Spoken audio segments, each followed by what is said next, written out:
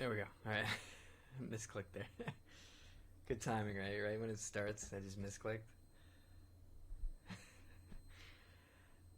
All right, squad. Is everybody ready? Yeah. This is a repeat of the optimization lecture that some of you have seen. So it's a lecture that goes over information diet, um, how to optimize the basics of your daily habits.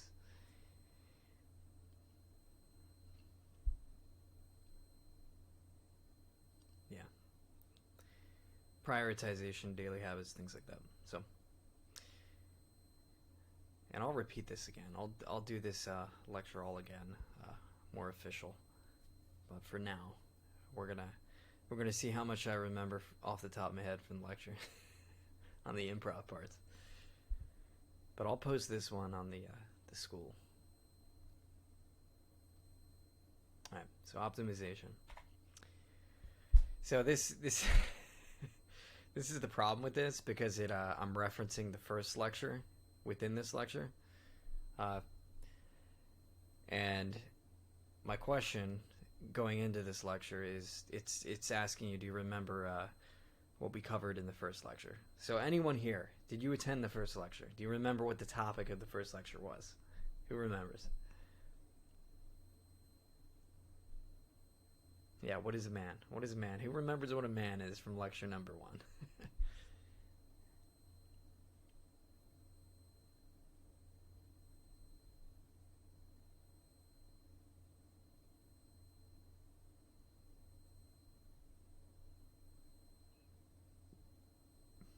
The man is the mindset. There you go. What is a man? Man is the mindset. I was making the argument that everything is downstream of mindset. Right? Everything originates in the mind. It's all the belief systems and the thoughts that act as the root driver to everything we do.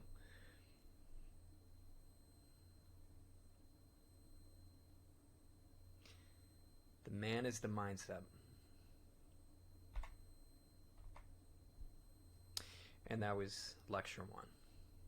And we'll repeat that lecture again too. But for now, you need to know that going into this lecture. The man is the mindset.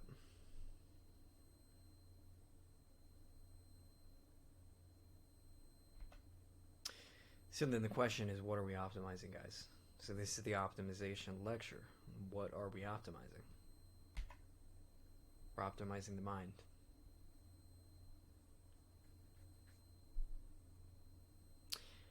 That is the point of this lecture.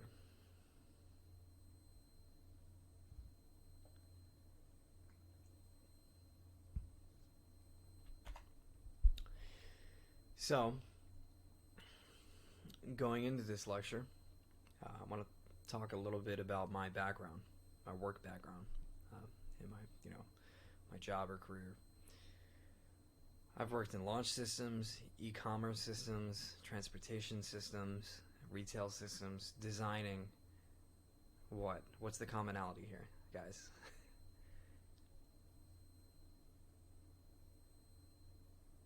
Yeah, it's systems.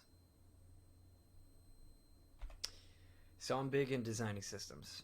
Right? So your question might be, what is a system, right? How do you define a system? I'm recording it, don't worry.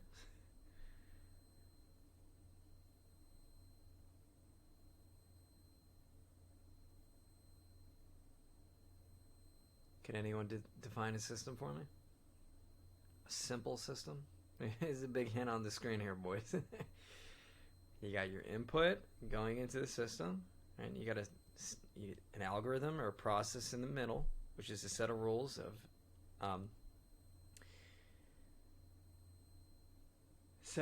or an algorithm is ran that generates the output.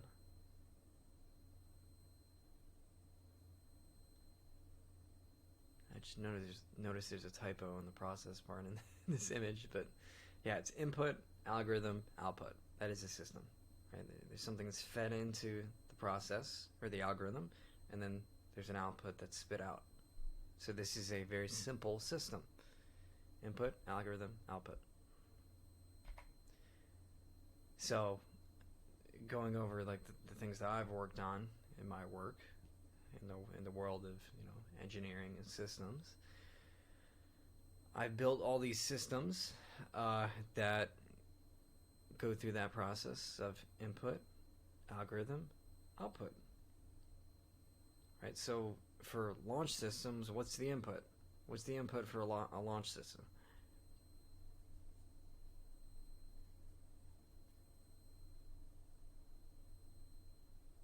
Yeah, it's like the just user inputs, buttons, screens, etc. All that. And then the algorithm is the actual the zeros and ones, the programs that kick off from those inputs. And then the output is a launch of a rocket, missile. So that's a system. So that's a launch system, right? Let's talk about an e-commerce system. So an e-commerce system is, what I mean by that is like, packaging up and shipping product, right? So in this kind of system, you have a product that's, like, I don't know why I picked Windex there, but you've got a bottle of something, a product in this case, and the product goes into the system, and then it spits it out ready to go, ready to ship. That's another system, right? And then transportation systems, where you have incoming vehicles that come into the shipyards that have product that they're trying to get loaded onto cargo and shipped out. Very similar, right? So you could say that I've designed the systems from from packaging to transportation and then finally to retail, right? So the input in a retail system would be the customer looking for the product or getting the product in the store, right? And they go and they buy the product. They interface with the algorithm or the retail systems, and then there's an output.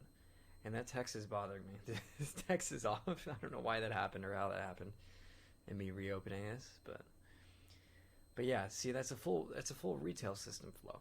Input, algorithm, output, right? So systems are everywhere.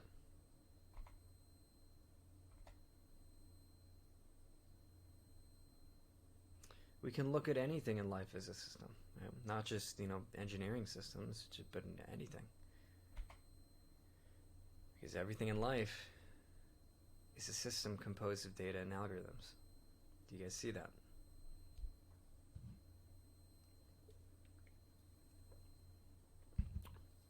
Yeah, everything's a system. So that means your mind is a system. Your mind is a system. And you feed your mind input, data in, and you get some kind of data out. You get output. So the mind is a system.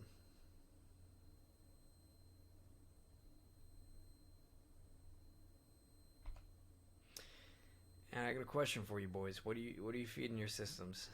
What do you feed in your mind? Does it look something like this?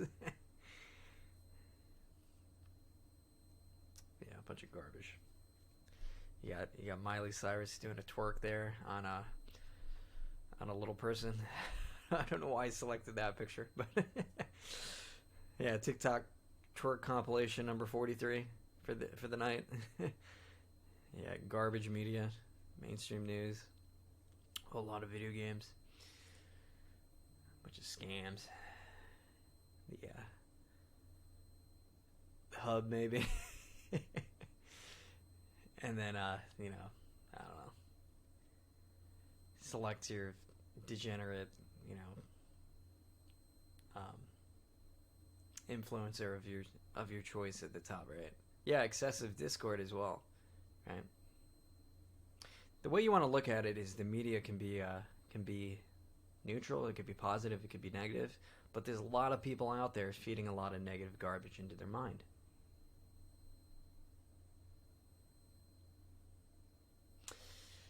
Not good, guys. It's not good. Do we see what the problem is here? Like let's take a little guess. If considering what we just gave or went over, if we're feeding in all this garbage, then what's going to happen?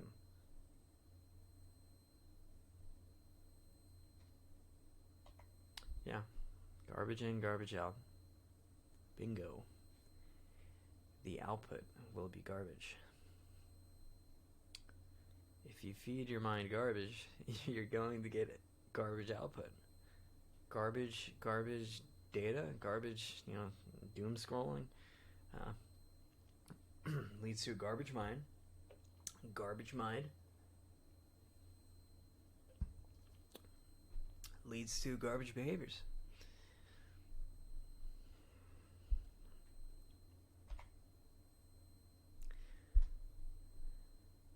So you'll be a degen. That's what makes you a degen. Garbage inputs. And then if you got good inputs, you get good output. You'll be Giga Chad in time. And, I mean, you still got to make the choices of having the right behaviors.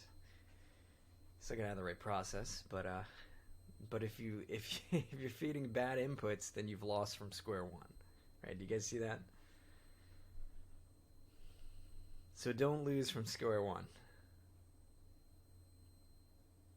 We'll talk about that too at the end. We'll talk about examples of more good inputs. So the question is, what do we do in general, right? We've got to become aware of the flow of information in the modern day. We've got to cater the inputs, what we're feeding in to the system of the mind. And then we got to optimize that process, right? Because we got to get the right behaviors. We got to get the right algorithm running, the right mindset running. So we get the correct downstream behaviors, the right outputs, right? So we can optimize our input and our mindset. Do you guys see that? Is that crystal clear? Let me get a dub in the chat if that's crystal clear, boys. Because again, a lot of you guys wanted to go back to the basics. Like this one goes back to the basics. This is very fundamental. Crystal clear. I like it. Yeah, you remember this lecture now? It's a throwback. You didn't get to see my charming face in it the last time though.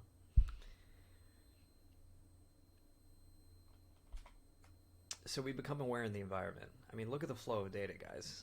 Like, information technology is ridiculous. It's crazy.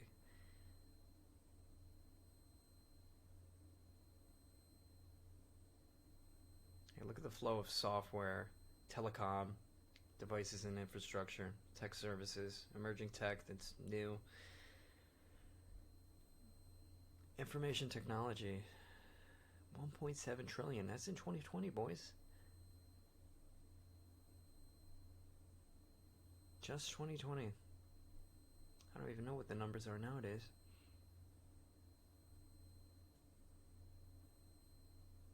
Yeah, I mean, it's outdated data. But even then, I mean, what is it? Okay, it's like probably like 5 trillion now, 10 trillion. You get the idea. It's crazy. There's so much information just going every which way direction at any point in time now in the modern day. It's ridiculous. Yeah, and this is just the U.S., so a lot to think about. So my question, in this environment, who is the enemy then? What is the enemy in your environment? Yeah, the Matrix. Now I just picked the Matrix agents to appeal to the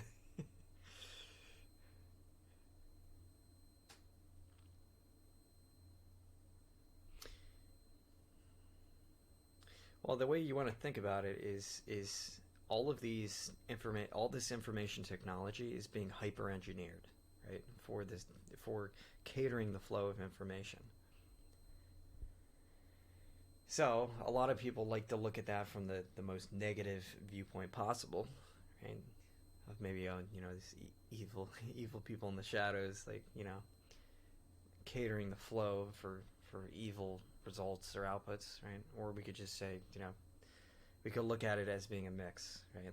There's because the tools are somewhat neutral. It's the people driving the flow, right? Because you could say that a lot of technology is being used for good things, right? A lot of information flow is being used for good things, but at the same time, there's a lot of brainwashing that's happening, right? A lot of these information technology applications, products are getting hyper engineered for brainwashing you to buy this product, do this thing, do this kind of behavior.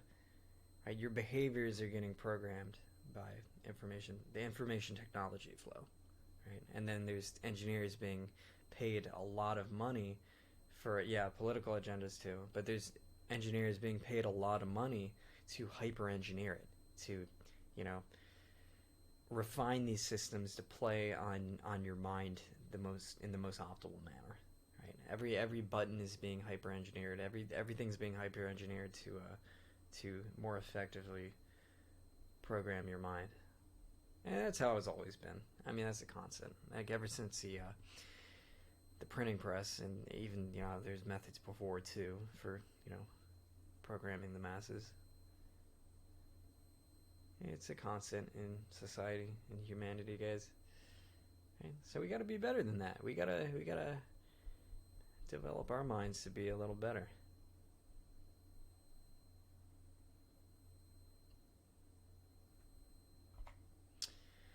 So I just want you to be aware of the how important the control of information is. Right? In society, there's always a control and flow of information. As Tom Clancy says, the control of information is something that's always done by the power players. Right? Government, power players, all the power. You got to be mindful of the information flowing.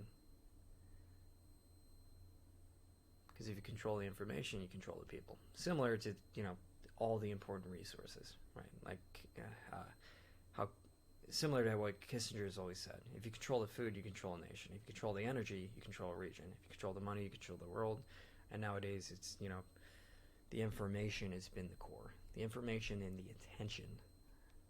Right? The information and the attention is what drives the behavior. Similar to all the other resources that we've always had throughout human history.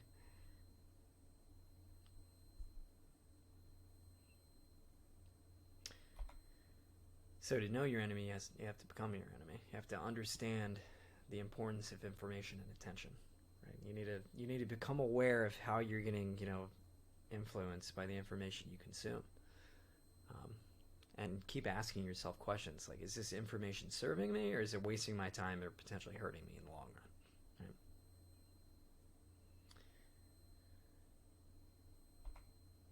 So then you might be asking your question like, who are the heroes in this environment? Well, they are the positive focused synthesizers like myself, right, and many others, right? There's a lot like information flow isn't all negative, right? It's like whoever's driving that information and what their agenda is, right? Like my agenda is to help you. I mean, do I have financial incentives too? Like, of course, yeah, but I want to have a positive impact for you guys, right? So I want to program your mind positively. I want you to be the best you can be, guys. So, big takeaway: you got to cater your information diet, right? You gotta optimize that system. You gotta make sure the inputs are being selectively chosen for your success. Like I always like repeat this one over and over for you guys.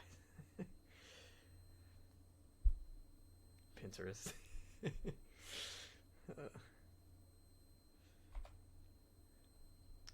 So, what's the general what we should do? The general is we should increase the information quality we choose. We got to narrow it down and increase the quality. We got to reduce the total information intake. Like, you don't want to just flood our minds with tons of information, because then, it's not going to really help us much, because it's going to overwhelm us, right? So we want to narrow the funnel of what's coming in and we want to improve the quality. So we want to narrow it down and improve the quality, right? So optimally, you want to only have a very small selection of influencers you're following, and you want them to be very hyper selected for your success, right? If we're looking at it from an influencer perspective. Same thing for like the books you read. You want to be very specific and choose selectively for whatever your current purpose is, right? So we want to, again, narrow down the overall information, increase the quality, and just get rid of all the garbage. And then we optimize the algorithm, right? Optimize the mindset.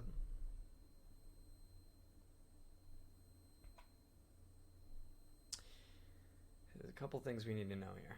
And give me 1 second, because my wife just showed up with food.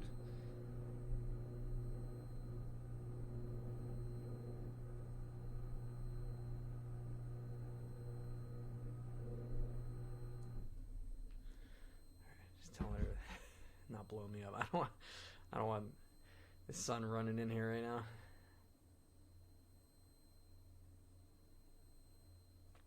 So there's a couple things we want to cover here. Got the big dramatic screen here. The life you have is the life you deserve, right? So who you're going to become and what your behaviors are going to be and what your end result and output is dependent on what you're feeding in, right? So you're the one who's in charge of your inputs. So the life you currently have is thanks to you, right? It's because of the inputs that have been coming in and the ones you've been choosing, right? So if you want a better life and better outputs, then you need to pick better inputs and optimize the algorithm in your mind. Another big point is anyone can be a success. Given a large amount of time and catering those inputs and optimizing the process, optimizing the mindset over time, like anybody can be rich, anybody can make an impact, anybody can change the world.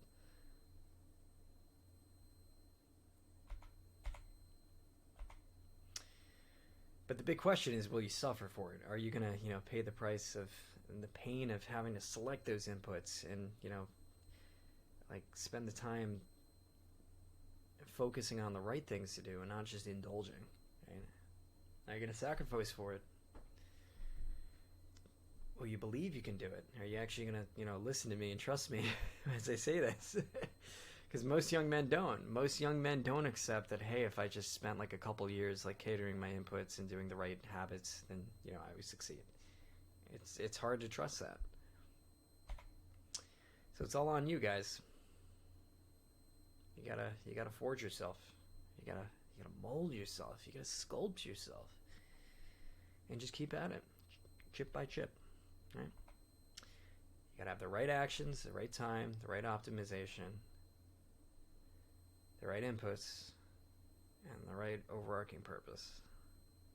And that's what's gonna level you up to Giga Chad. And you just keep digging away, guys. You just scoop after scoop. Just keep shoveling, digging away. It's like digging a hole, guys, little by little.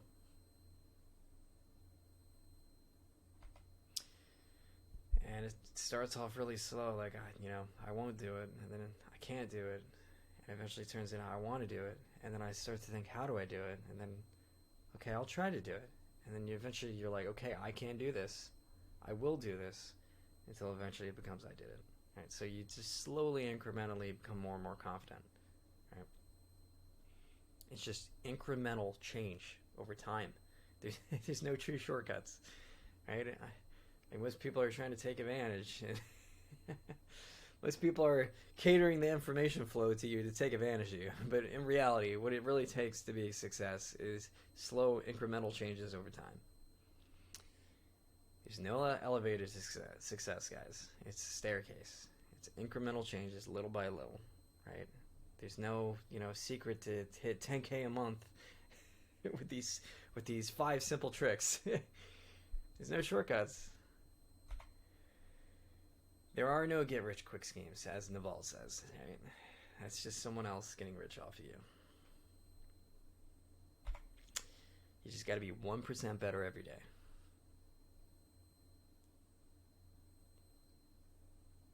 As James Clear says in Atomic Habits, 1% better every day, and the compound effect takes effect.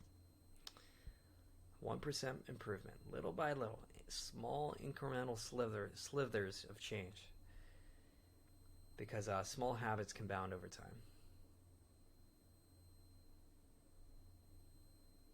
So we want to get into the process of doing deep work, into the habit of doing deep work each and every day.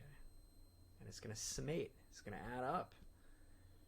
And the person we will become, the mind that we will build, will be a product of all the deep work sessions we do incrementally.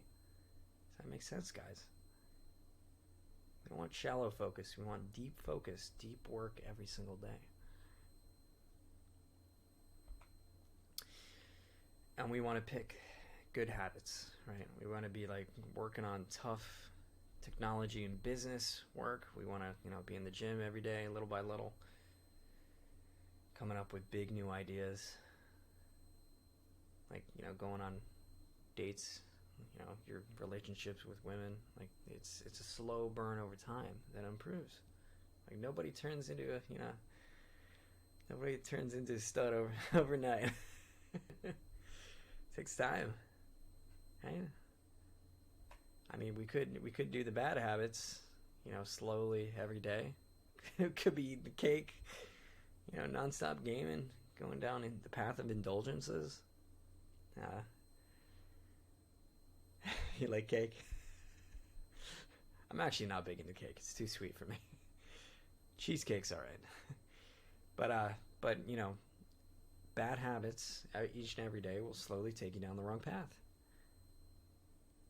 It'll rot your mind over time. We want to, indulge a little bit, smell the flowers in our journey, but we don't want to, get sucked into rolling around in the flowers and just lose our way. So let's simplify, right? We want balance. We want balance in our life. Or more specifically, we want a ratio that's focused on the right habits, with the right priority to what we're doing, and we want to build out a schedule, track our habits, and we want to have this constant ratio in our head every single week of I versus I, right? So improvement versus indulgence. You want to have a running ratio in your head of how much am I improving every single week, how much am I indulging every single week. We want the majority of our activities that we're engaging in to be improvement focused over indulgence focused. Does that make sense? Am I clear, guys? Right? I'm not saying you have to be 0% indulgence. Right? Life isn't all about, just 100% improvement. Right? But we want the majority of a ratio to be towards improvement if our focus is to improve ourselves and to live a better life and have better results. Then we need to be prioritized on improvement over indulgence. You're going to have different seasons where you're more focused on improvement versus indulgence. Like you might have one season where you're 95% dialed in on your improvement, 5% on indulgence. And then you might go through one cycle where you're more indulgent.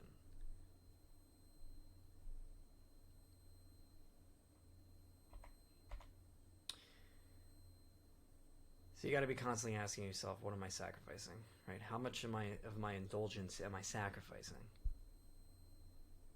If you want to be better, if you want to get better, and you want your mind to be better, and your results to be better, and your behaviors to be better, you've got to sacrifice more indulgences. You got to embrace that fear of missing out. You gotta feel like you're losing out on something, guys. Like if you don't feel like that, then and your goal is to improve and have better output, then that's a problem. Like you got to be saying no and like missing out on things if your goal is improvement. So that's usually a good indicator. Like, do I feel like I'm missing out on things?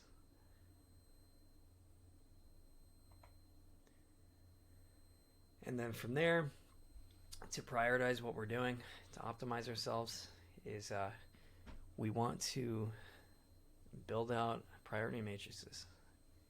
Like focus on the things that are quick wins, like high impact. So we're over here on the top left of the matrix. High impact with low effort. Those are quick wins.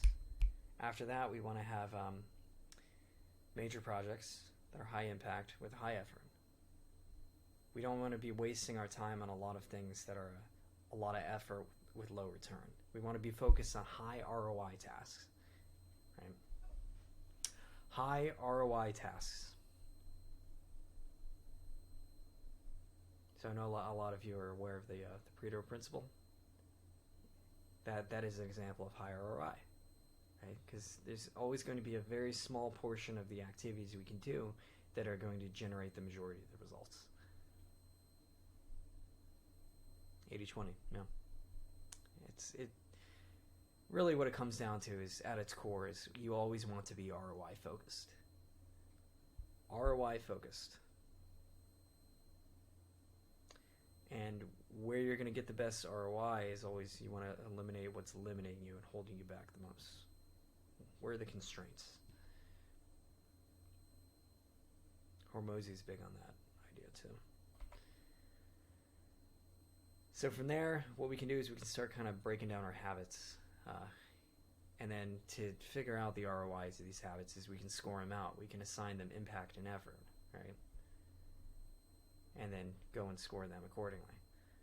We want to assign a value of an impact and assign a value in effort to figure out what is the highest return for the input I invest. And then from there, you get those habits, you can build out a tracker, right? Where you just have the habits, on vertical lines, and then day by day in the rows. And just make sure you just knock off every habit on a day-by-day basis. So basically what I'm saying is get some structure. Get some structure, especially if you need it, before you can run without these trackers and things like that. And then from there, you can build out a routine bit by bit and actually have time slots dedicated for all the different habits. But just for now, at least can you at least give me the whole eye versus eye? Like every week, just assess your eye versus eye. Like I know a lot of you aren't going to go and like build a schedule or habit tracker or even do like the priority and ROI assessment. But at least if you just be honest with yourself of how much am I improving versus how much am I indulging every week, that alone is going to cause a big impact, right? And then from there you can start to, as you become more disciplined, drill down to getting more formal with tracking and keeping track. So, good place to start for getting this core optimization going is reading these books. So deep work, you got to be doing deep work every day. You got to be iterating your habits every single day. So taking iterations, incremental change with your habits. Atomic Habits is great for that. And then the magic of thinking big. We want to aim high. We want to aim very, very high. So that book is great for that. So these are three, great starting self-improvement books for your optimization needs. And you just dig a little bit every single day, right? You gotta pick a spot to dig and then dig down deep to get the treasure, guys.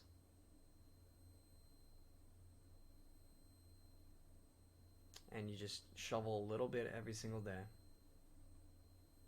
That's the only way you're gonna, find a treasure. is for actually digging for it. You gotta, repeatedly do the work every single day. Incremental change. But it's also important you know where to dig, right? So that's where the synthesizers and the mentors really help out. They point you more where to dig, right? So it's like a treasure map, right? So I'm giving you a treasure map of where you want to dig, right? So this lecture is a good example of that, right? With me saying information diet, right? I'm spelling out for you what you need to focus on. What are the very important things you need to focus on, right? Giving you some alignment, right? Your treasure map is your alignment, right? But even if I align you the right direction, you still got to be the one to dig, and you got to keep digging every single day. Right? So it's a multi-step sequence, right? I've got to align you in the right direction. I've got to rev you up to actually dig, and then you've got to keep yourself accountable for doing the digging each and every day.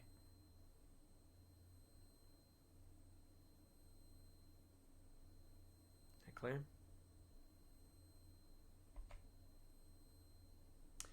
X marks the spot. So let's talk about some information diet examples. So let's think about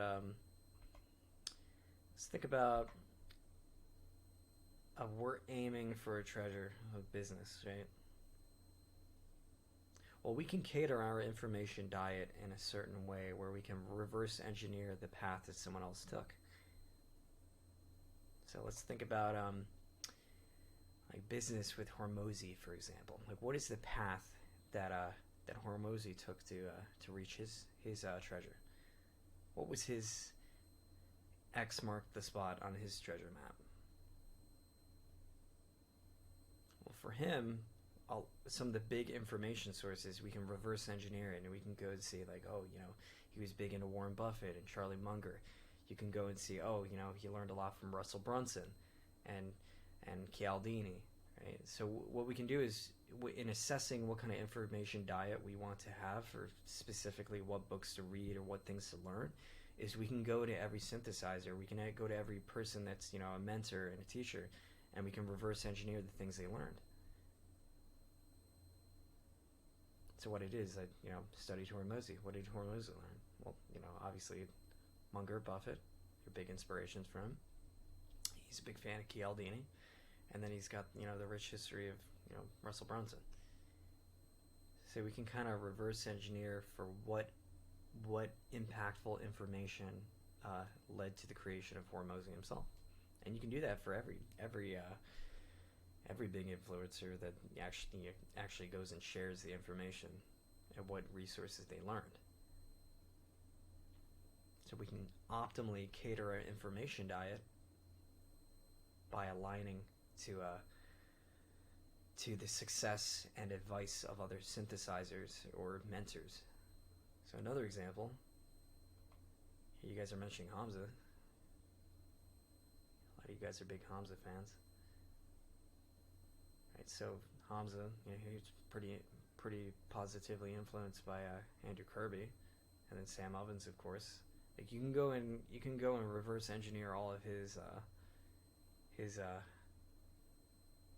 impacts as well. And then I want a couple of you to go and like try to research these other two people on the right, and look up Sam Ovens' influences, and then get back to me.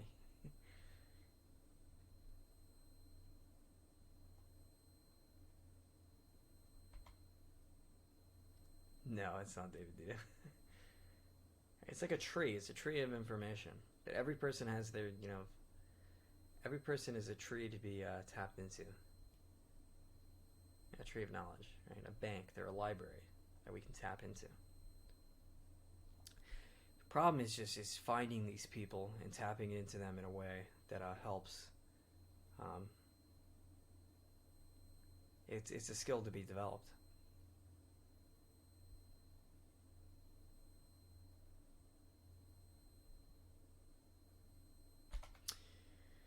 Yes, so every person is a bank to be extracted. They've got their own, experiences and individuality, so you can learn from them, their stories, their experiences, their work that they've done, their core mindset. You can tap into that, their knowledge from the books they've read and things they've studied, what skills they've learned and how they painfully learned them. So a couple tips is you want to do pattern recognition over the data set. So you want to listen to who they are and how they created themselves. You want to understand their views and what they think, believe, and strategize. Gather the information that they know and where they got it from. Figure out what they can do and how they learned to do it. Right? And then listen to their stories just about life and events they overcame. Right? Every single good mentor is a resource to be tapped.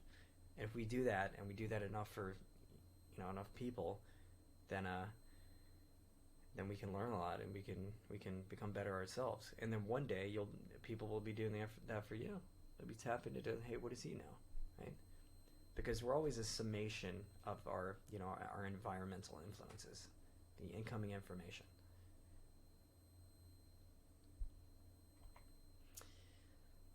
So, so we're a summation of all these, different paths that you tap into, all these different people and mentors and all the different incoming flows of information throughout your life. You're a summation of all the exposure to information throughout the expanse of your life. So you could say, for me, for example, I put some of the information in here from across the lecture that I touched into. Like you could say, all these people have influenced me, right? So all those books, obviously, all the different influencers, and my education, all the different work I've done, all the skills I had to build in that process.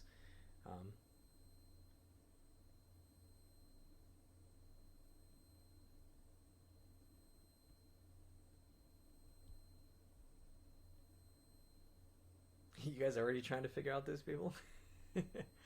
Hold on. That was quick.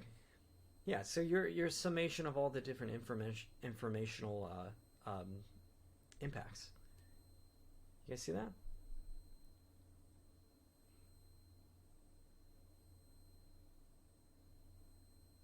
Yeah, so that's a good example. Like I've studied a ton of philosophy, right? So I've got all these philosophers jumbled up in my head. I've studied a ton of psychology, so I've got all these psychologists jumbled up in my head, right? So when you guys tap into what I know and my information, I'm pulling from like so many different sources and books, and then I'm channeling it through my own individuality and presenting it to you, right? And that's how it is for everybody. So, again, I'm stressing the importance that it's very important that you cater your information inputs for the person that you want to become.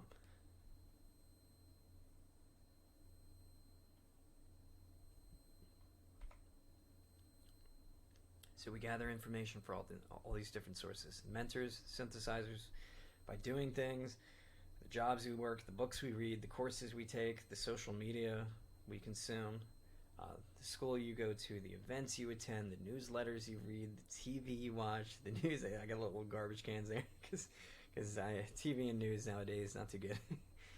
But you get the idea, right? It's just you're gathering information from all these different sources, and who you become, the mind that you build, and the outputs you get, and the behaviors you engage in are all dependent on the information that's incoming and how you process it.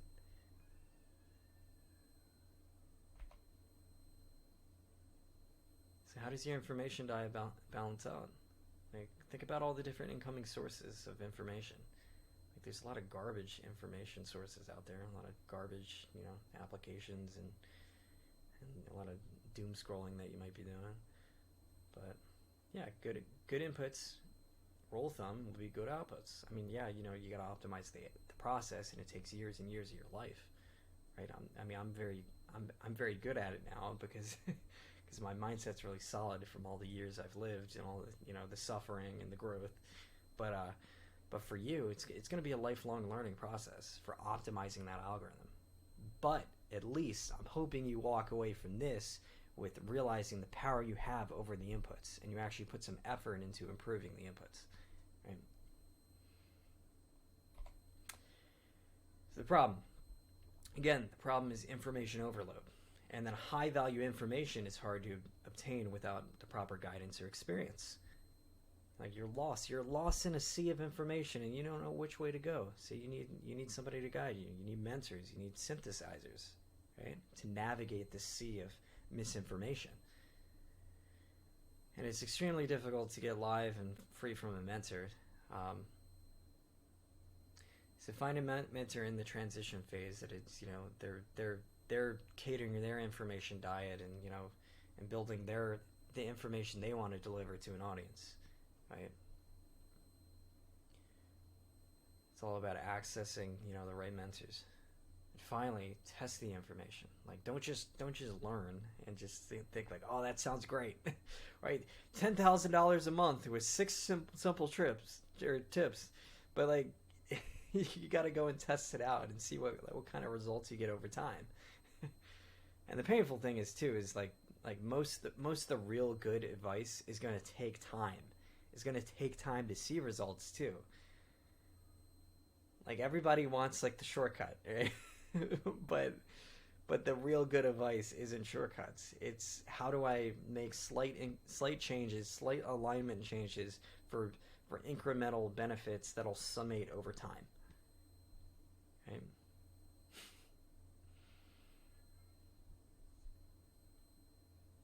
Because good results is good information. That's where it starts. Right? It starts with good information. Of course, you got to go through the process and go through the downstream, like, actually get an output and behavior. But as I said before at the beginning, if you start off with bad information, with garbage into the system, then it's hard to polish a turd. It's hard to polish a turd. It's hard to turn garbage into gold. So start with good inputs, at least.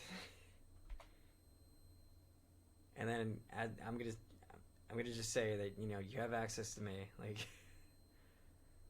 take advantage of it, right? Take advantage of it.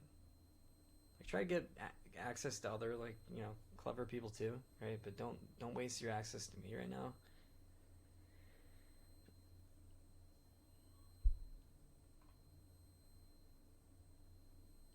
Because it's hard navigating this sea of information out there, right? People are lost, and there's just coming in more and more information building up, like the environment of information is growing like massively, right? So it's hard to find the right resources to tap into. And what you see is kind of this rise, though. There's this rise of like educational like bastions of good information, right? So essentially, there's like there's a pay gates going up now on like the most ideal information sources, right? And you'll see that with all like the the educational big influencers now, the educational online revolution, right? There's like, I mean, I've got my school, and then like there's tons of other big influencers, like all of you would love Andrew Tate, the Hustlers University, or like Belmar, Hamza, all these. I mean, I'm not saying like go and tap into all these. I'm just using these as examples. Like use your judgment of who you think is like a good information source. Like please, but I'm pointing out to you that realize the pattern here, guys.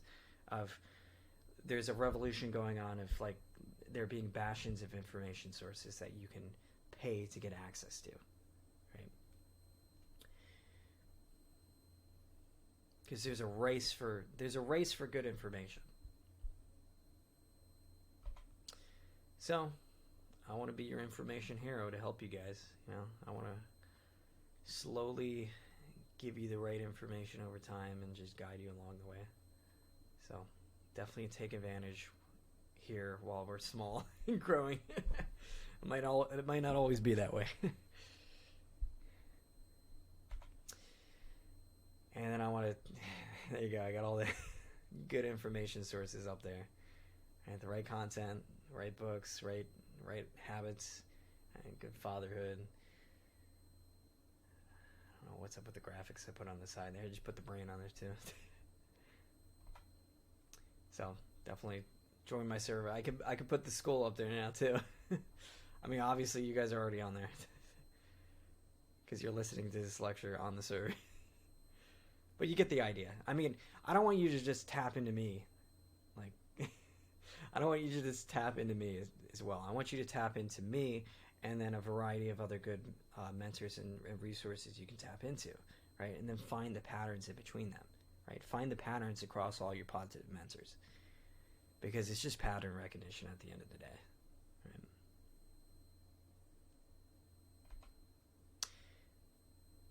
And when one teaches, two learn. We're all learning together here. I'm learning as I teach you guys. So, sharing the link there, guys. You guys are gonna get into an infinite loop there. Yeah, so it's all about, mentor to student, guys. Notice the mentor to student dialectic. It's very, very important. There's this revolution of education going on, and the master to apprenticeship relationship is coming back. Like, notice that pattern. Right? It's the most optimal way to learn, right? Where you get this kind of feedback flow back and forth. Like, I can see you guys live, like, telling me, your thoughts. It's a dialectic. And this is one example, right, where you guys are right now. DNA mindset. So welcome.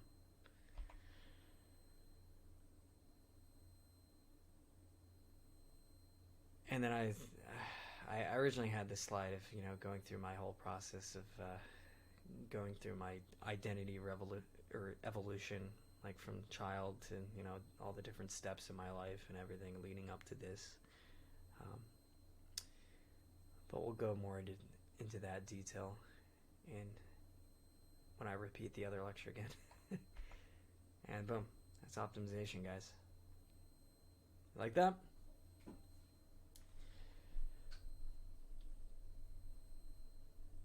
Cater your information diet. Yeah, so this lecture is my introductory lecture for targeting like young men, for getting that psychological shift of an entry into the idea of self-authoring your psyche. Right, that's what this is. So I hope you guys liked it. And we'll go a little more into understanding that psychological concept I just mentioned, self-authoring. Right? I want to get you guys to become self-authors. Self-authors. That is the aim. And then I want you guys to slowly be consuming the right information, getting the right inputs, and then over time making incremental changes to get the right outputs, the right behaviors, and then to become the right kind of person you want to be. That is the goal. So that's the optimization lecture. Hope you guys like it.